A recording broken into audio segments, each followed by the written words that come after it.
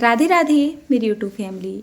तो चलिए आज आपके साथ शेयर करने जा रही हूँ एक बहुत ही आसान सी, सिंपल सी, प्यारी सी नाश्ते की रेसिपी, जिसको बनाऊंगी बिना लहसुन और बिना प्याज के। बस एक चीज़ आज मेरे साथ रही है कि मेरे पास टाइम की बहुत ही ज़्यादा कमी थी। मुझे ये नाश्ता 15 मिनट में बना के बिल्कुल तैयार करना है। तो चलिए इस फटाफट से इजी से नाश्ते की रेसिपी को शेयर करती हूँ। तो इसको बनाने के लिए मैं यहाँ पर इस्तेमाल कर रही हूँ बथुए का। तो सबसे पहले मैं यहाँ पर ले रही हूँ कुछ हरा धनिया। तो दरअसल एक बात थी, चलिए वो मैं यहाँ पर क्लियर कर देती हूँ। ये बथुआ और जो धनिया है ना 3 से 4 दिन का हो चुका है और ये बाहर ही रखा हुआ था। तो 3-4 दिन पहले बहन के यहाँ से, बड़ी बहन के यहाँ से ये बथुआ आया था मेरे पास साग वगैरह बनाने के लिए। तो मैंने इसको साफ़ करके तो रख दिया था, लेकिन 3 से 4 दिन का टाइम बीच में ऐसा गया जब मैं खाना नहीं बना पाई घर में। तो बस ये भी रखा हुआ था, क्योंकि मेरे अलावा ऐसे ऐसे काम और कोई घर में करने वाला नहीं है। तो साफ़ करके धो धा के तो मैंने रखा हुआ ये था। तो आज से मैंने फिर से काम करना शुरू कर दिया था अपना खाना वाना बनाने का।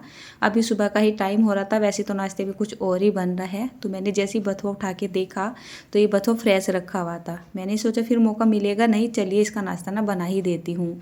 क्योंकि ये बथुआ नॉर्मल नहीं है जो मार्केट में आता है, ये है बथुआ जो हमारे यहाँ पर जंगलों में खेतों में आता है। ये लाल रंग का होता है और छोटे छोटे साइज़ का होता है। इसमें बहुत ही अच्छा टेस्ट होता है। अब आके मौका मिले ना मिले तो चलिए रेसिपी शेयर कर ही देती हूँ। तो जैसे बथुआ है उसको कट कर लिया है, हरा धनिया उसको कट कर लिया है, 5-6 यहाँ पर हरी मिर्च को कट कर लिया है। उसके बाद यहाँ पर मीडियम से साइज़ का एक कच्चा आलू ले लिया था, जिसको पहले धोया था, पहले छील लिया था, उसके बाद धोया था, उसके बाद यहाँ पर कद्दूकस कर लिया है। तो जल्दबाजी का ये नाश्ता बन रहा है, तो मैं इसमें बहुत ज़्यादा मिर्च मसालों का और ज़्यादा काम धाम का इस्तेमाल ना करते हुए इसको एकदम सिंपल तरीके से बनाऊंगी। उसके बाद बेसिकली अपनी मसालादानी खोल ली है। मसालादानी में जो भी कुछ मसाले आपके पास होंगे, जैसे कि हल्दी, नमक, मिर्च, धनिया पाउडर, जीरा पाउडर, कसूरी मेथी, हींग वगैरह, आमचूर पाउडर वगैरह, मतलब यही सब कुछ जो भी आपकी मसालादानी में होते हैं, उसमें से आपको क्या करना है, थोड़ा थोड़ा करके सारे मसाले डाल लेने हैं। मैंने यहाँ पर आमचूर पाउडर का इस्तेमाल भी किया है, 1 से 1.5 चम्मच के जितना। वो थोड़ा सा यहाँ पर चाट मसाला भी डाला है, तो मेरे पास था तो मैंने डाल दिया था।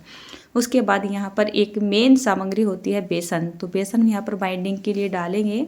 मैं हमेशा राजधानी का फाइन वाला बेसन इस्तेमाल करती हूँ, किसी भी मिठाई को बनाने में, किसी भी रेसिपी को बनाने में, किसी भी पकवान को बनाने में सबसे बेस्ट लगता है मुझे ये बेसन। इसके अलावा और कोई बेसन मुझे बिल्कुल भी अच्छा नहीं लगता है। उसके बाद यहाँ पर सिंपली मैंने थोड़ा सा पानी डाल लिया है, ज़्यादा नहीं डालेंगे, बहुत थोड़ा सा डालेंगे और इसको बहुत ही अच्छे से मिक्स कर लेंगे।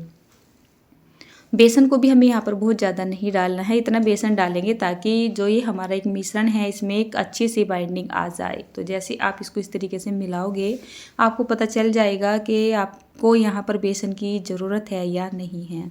उसके बाद ये आप देखिए, ये है कॉर्नफ्लोर। तो इसको मैं बहुत सारी रेसिपी में डाल चुकी हूँ। कॉर्नफ्लोर का यूज जब होता है किसी भी रेसिपी में, जब हमें उसको थोड़ा सा क्रिस्पीपन देना होता है, तो इससे जो चीज़ें हैं ना थोड़ी कुरकुरी सी बनती हैं, अच्छी बनती है। कहने का मतलब ये है 1-2 चम्मच के जितना ही इसमें बचा हुआ था ये कॉर्नफ्लोर जो मैंने यहाँ पे डाल लिया है।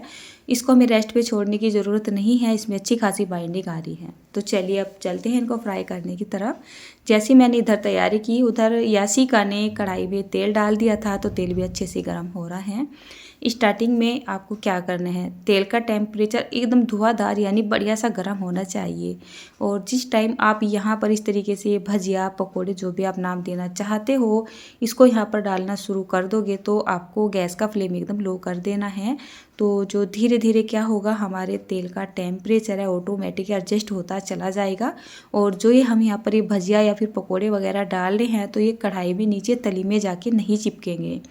जब आपको ऐसा लगे सारी की सारी जो ये भजिया है ऊपर को तैर के आने लगी है, तब आपको गैस का फ्लेम मीडियम टू हाई के बीच में रखते हुए इनको 5 से 6 बार सेक लेना है। 5 से 6 मिनट के लिए सेक लेना है। 6 बार बोल दिया है मैंने, 5 से 6 मिनट के लिए ऐसे घुमाते हुए सेक लेना है। आपने देखा होगा अक्सर जब भी मैं इस तरीके के नाश्ते बनाती हूँ तो मैं उनको दोबारा से फ्राई करती हूँ, लेकिन इनको दोबारा से फ्राई करने की ज़रूरत नहीं पड़ेगी। ना तो मेरे पास इतना टाइम है कि मैं इनको दोबारा से फ्राई करती फिरूँ, और ना ही खास इनकी ज़रूरत है। तो चलिए मैं आपको ना ये तोड़ के दिखाती हूँ ज़रा कि ये अंदर तक जाकर सीखा है या नहीं सीखा है। तो जैसे मैंने पहला बैच बनाया तो देखिए ये बहुत ही बढ़िया से सीख के तैयार हो चुका है। तो फ़िलहाल तो मुझे बहुत ही ज़्यादा जल्दी हो रही है तो पहल का बैच बना के मैंने बच्चों को दे दिया है, जो कि भोग के लिए अंदर जाएगा। एक चीज़ आपको दिखाती हूँ, आप सभी बोलते हो कि दीदी तुम बिल्कुल गुस्से से में खाना बनाते हो या बिल्कुल चुप चुप सा रहते हो, तो थोड़ा हंसा करो, बोला करो, कुछ भी करा करो। तो सुबह ही सुबह अगर मैं कोई रेसिपी शूट करती हूँ तो बिल्कुल शांत माहौल में होती है, और वो क्यों होती है ये देखिए। क्या गुप्त रहस्य बताते हैं, शेष चर्चा आगे। श्री राधा वल्लभ लाल की। तो सुबह सुबह 6 बजे से चल जाता है बाबा जी का सत्संग, और लगभग में 7 साढ़े 7 ही बज जाते हैं। भजन वगैरह भी चलते रहते हैं। तो क्या होता है, घर में सत्संग चलता है या भजन चलता है या पूजा चलती है, जो भी कुछ चलता है भगवान से रिलेटेड ही चलता रहता है। तो सभी अपना अपना काम करते रहते हैं और सत्संग सुनते रहते हैं, भजन सुनते रहते हैं और अपने अपने काम में लगे रहते हैं। तो इसी बीच में हंसना बोलना ये वो करना तो थोड़ा सा अच्छा सा नहीं लगता है। दूसरे वाले बैच में मैंने क्या किया था, 1-2 टेबल स्पून के जितना खोलता हुआ तेल डाल लिया था, और उनको फिर से मैंने दोबारा मतलब बनाया था। तो बिना तेल के आपको मैंने शुरू में टेक्सचर दिखाया, और तेल में डालने के बाद जो आपकी भजिया उनका टेक्सचर ऐसा हो जाता है। तो यहाँ पर मैंने जो है सारी ही भजिया तैयार सी कर ली है, और बच्चों ने भोग भी लगा ही दिया है। हस्बैंड भी बाई रहे हैं माथा टेक कर। मैं ऐसी से पूछ रही थी कि बिटिया बथुए की जो भजिया है कैसी लग रही है खाने में, तो उसको बहुत ज़्यादा अच्छी लग रही थी। बच्चों को अच्छी लगी है तो जाहिर सी बात है आप सभी को भी बहुत ज़्यादा अच्छी लगेगी।